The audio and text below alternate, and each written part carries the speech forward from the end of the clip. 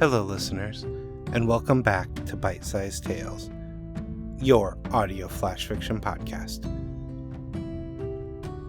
In this week's story, we are reminded that most people believe they're the hero of their own story.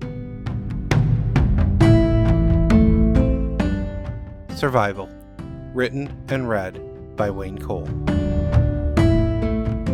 Jeremy awoke to an assault on his senses.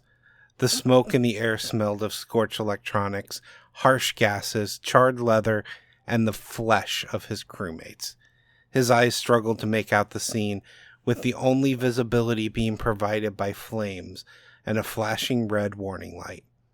The sound of explosions in the distance fought to drown out the crackle of flames and muffled cough of another survivor. He found it so hard to think that he couldn't remember which planet they had just crashed on. If they wanted to survive, he and any other survivor would have to get out of the burning wreckage. Following the sounds of coughing, Jeremy found Ensign Natalie May struggling to free her right leg from a metal support beam. Even bloody and in pain, she was the most beautiful woman he had ever seen. Not that he had ever had the courage to tell her that. Jeremy had known her for years, and she had been one of his closest friends over that time. Without giving it further thought, he rushed to get to her. "Nat, are you okay?" She managed to respond through the coughing. "Jeremy, is that you? Over here, I'm stuck." She waved her arms above her head and immediately regretted it. The pain shooting through her chest and gasps trying to breathe told her that she had multiple ribs that were at very least cracked. With her arms no longer holding back the metal on her legs, the full weight came to rest, sending sparks of pain through her ankle. Jeremy could barely be made out in the flashing red light, but he seemed to have fared far better than she had. He had some bloody scratches, but seemed to be moving without a limp. Jeremy knelt by Natalie's side and examined the debris holding her down. It didn't look to be particularly heavy, but the way she was pinned, she couldn't get leverage over it. He didn't know about her broken ribs, but they were also keeping her from getting free. "Okay, I'm going to pull this beam back. I need you to pull your leg out as fast as you can before I lose it. Ready?" She nodded, and Jeremy pulled on the beam, straining his muscles to lift it off of her. Initially, it didn't budge, but then the pressure slowly released on her ankle. Natalie pulled her leg out, and the beam collapsed moments after she was free. Jeremy was struggling to breathe in the thick smoke after exerting himself.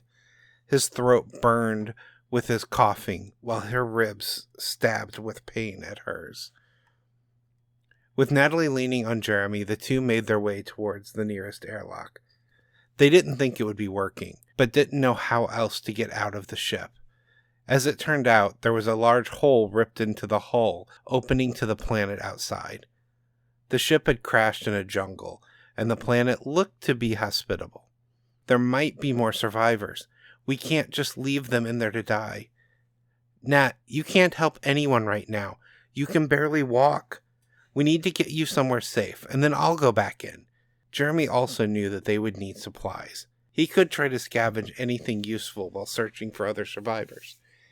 "Damn it," she said, putting all her frustration into words. "Be careful, though. If you let yourself get hurt, I'm going to kill you." "Noted." He helped her to the ground, leaning against a large tree. "Just stay here. I'll be back as soon as I can." With one last look, he turned and ran back into the smoke and the flames. He felt bad for his dead and missing crewmates, but part of him was looking forward to Natalie having to rely on him for a while.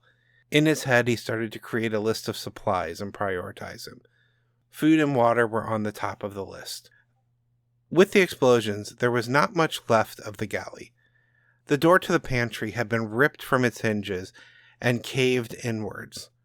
Jeremy couldn't open the door, but he was able to climb over it. Inside the pantry, nothing was still stacked neatly on the shelves. Without a bag, he decided to grab a box and start filling it. He was so focused, he almost didn't hear the groans of pain from the deep freezer.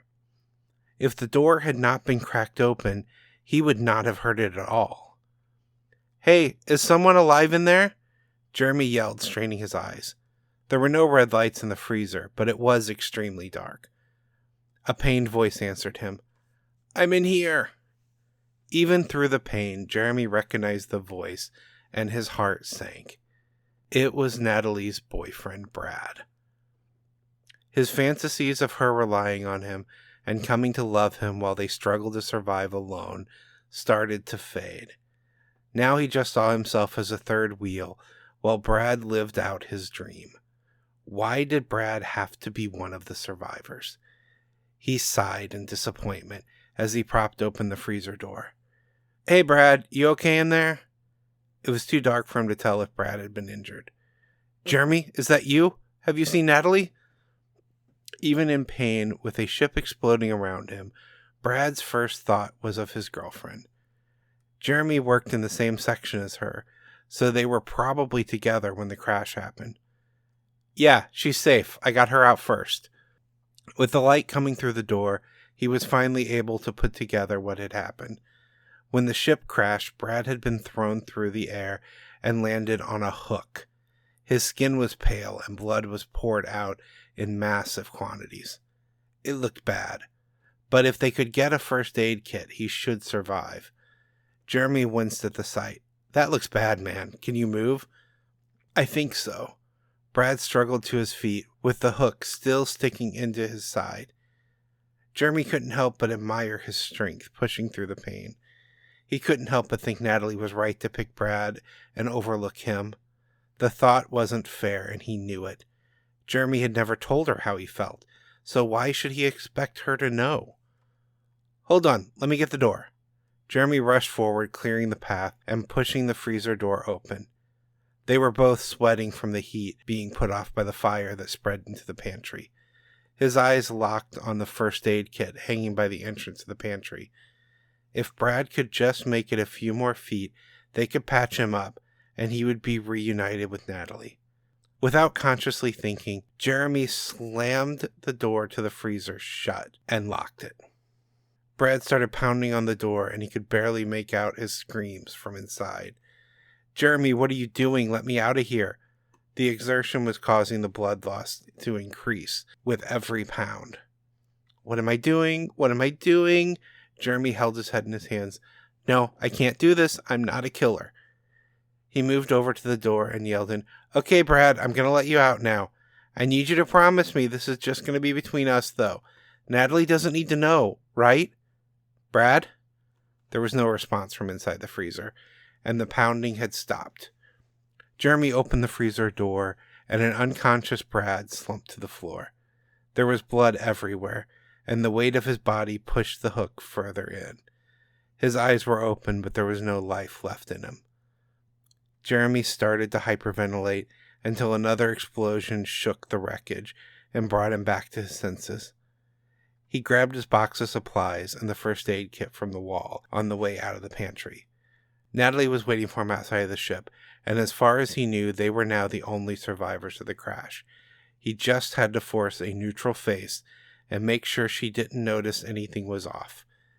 If he wanted a future with her, he couldn't let the guilt show when he looked at her.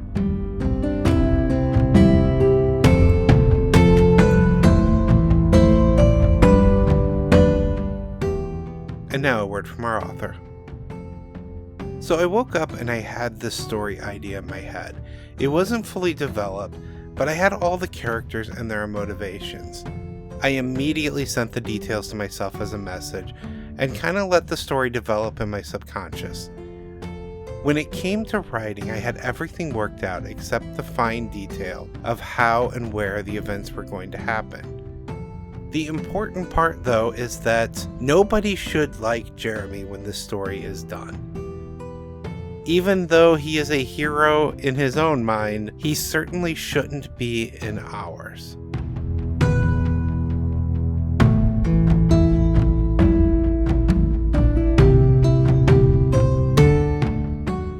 This chapter of Bite-Sized Tales has been brought to you under a Creative Commons Attribution, Non-Commercial, No Derivatives 4.0 International License. Intro and outro music is Fantasy Motion by Alexander Nakarada, provided under a Creative Commons 4.0 license. If you enjoyed what you heard today, we would greatly appreciate reviews and recommendations to your friends. Finally, for more information about our authors, please visit bitesizedtales.com. We look forward to reading to you next time.